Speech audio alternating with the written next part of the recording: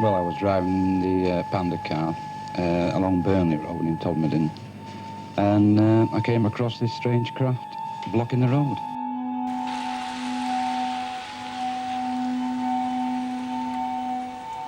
Todmorden, yeah, crazy place. It's changing again though, isn't it? Do you think? Do you feel that?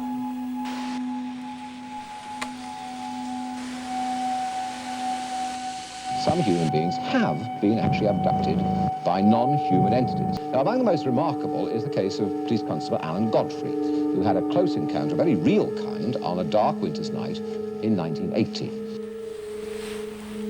It's happening everywhere.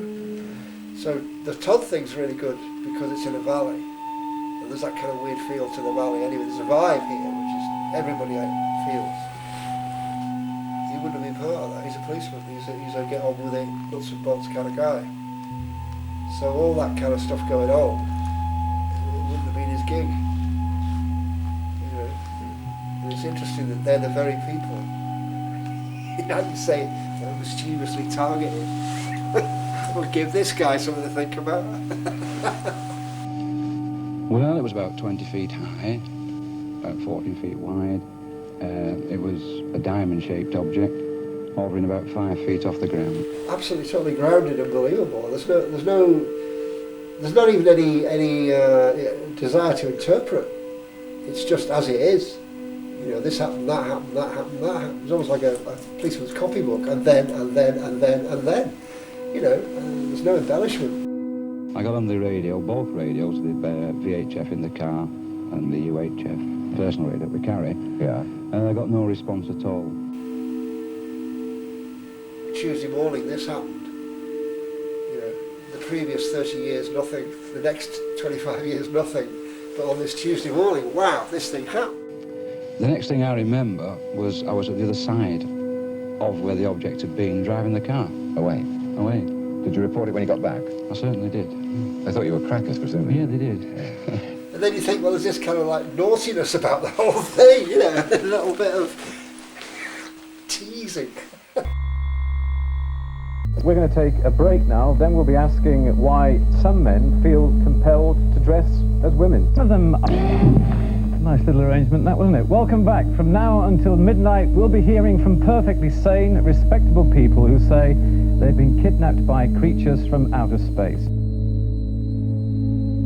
A strange, very powerful beam of light is shone towards me, which blinds me. I jump back in the car in panic, and then there is some sort of a blackout. And after the blackout, I wake up in some sort of an examination room. Because in a sense, we're filling the void all the time, aren't we? That's all we're doing. People come along to the UFO night and they want an answer. That's interesting. Okay, what are they then? You know? It's like, well, they are... No. Yes, it was a nuts and bolts craft. I think I'm quite capable of seeing something from 20 feet. Almost every one of them, they set up a group and other people come along. And it feels like that's the need, you know, that's the need to share it, to have it validated. And then go into the realms of theorising, you know, what is this all about? Is it? We wanted it to be a place where people could openly share their thoughts, feelings, experiences. So if somebody's, you know, solidly in one position, that stops it. So allowing that flow and people feeling safe to talk about stuff like that. I mean, we had people come along and kept it secret for 30 years. And of course, Todd's split down the middle. You get people who are, what a load of bloody rubbish. Really, seriously get angry. What are you talking about? And other people who tend, you know, tip around the edges and say, well, they have seen, and I don't want to, you know, too many people know, you know, I'll be ridiculed or whatever. But they've had these experiences. What's it like? Is it still there? You know, where did it happen? I get loads of that. Where did it happen? And people seem to think that they've captured the UFO and it's in a shed somewhere, you know, in Todd, go and look at it, you know, all this kind of stuff. It's great. Where the crime has taken place, if there is a crime, is the fact that people don't feel able to talk about it in the society we live in.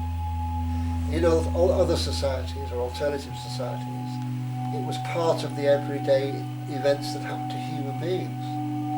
And it's almost like science is kind of trying to, well, it's actually a puzzle and we're going to solve it. Well, it's not a fucking puzzle. It's just who we are.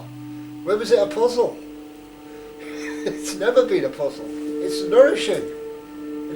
I mean, sitting here listening to the story, I cannot do anything but totally believe it. Right. And viewed by any objective standard, I think that it's perhaps naive of us to think that we are the only things that exist in this huge universe.